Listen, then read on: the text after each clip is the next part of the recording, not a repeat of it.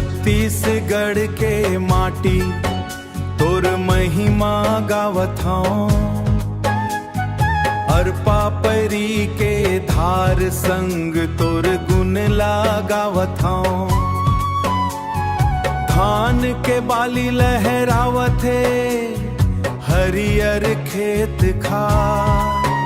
महतारी तोरे अचरामा बस थे सुख संसार। जय जोहार मोर छत्तीसगढ़ धन तोरे ये माटी। जय जोहार मोर छत्तीसगढ़ धन तोरे ये माटी।